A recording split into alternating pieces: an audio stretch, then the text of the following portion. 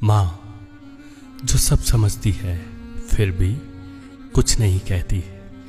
क्या आपने कभी ध्यान दिया है, माँ सब जानती है फिर भी चुप क्यों रहती है?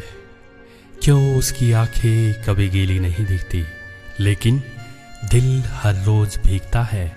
माँ वो होती है जो हर दर्द महसूस करती है, पर अपने बच्चों की खुशी के लिए हर बार खामोशी पहन लेती है। न कह सकी कभी वो अपनी थकान, न दिखा सकी कभी अपनी पहचान। हर सुबह सबसे पहले वो उठ जाती थी, हर रात सबसे बाद में ही सो जाती थी। सबके लिए थी पर खुद के लिए कभी नहीं। माँ बस माँ थी, इंसान शायद कभी नहीं। माँ कोई आम रिश्ता नहीं, माँ एक साया है जो हर दिन हर पल हमारी छोटी से छोटी ज़रूरत समझ जाती है, बिना कहे बिना जताए। जब हम थके हुए घर लौटते हैं तो माँ के हाथों की चाय किसी दवा से कम नहीं लगती। जब हम उदास होते हैं तो वो बिना पूछे ही समझ जाती है। लेकिन क्या कभी हमने ये सोचा कि माँ के मन में भी कुछ बातें होंगी? क्या उसने भी कभी किसी से कुछ कहना चाहा होगा? क्या उसकी भी कोई अधूरी ख्वाहिश रही होगी?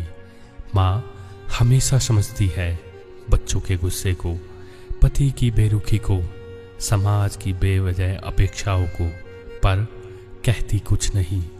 क्यों? क्योंकि उसे सिखाया गया है माँ को सहना आता है। माँ को अपनी नहीं सबकी परवाह करनी है।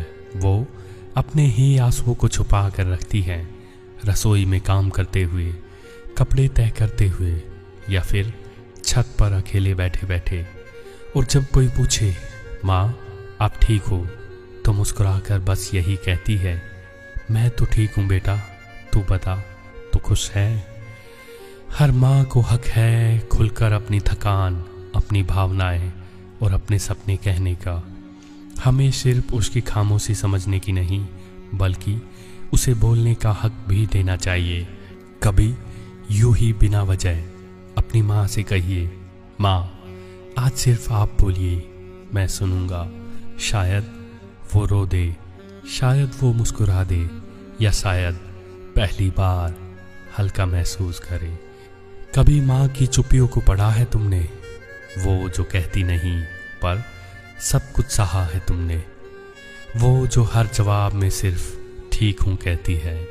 क्या कभी उसके दिल की आवाज़ सुनी है?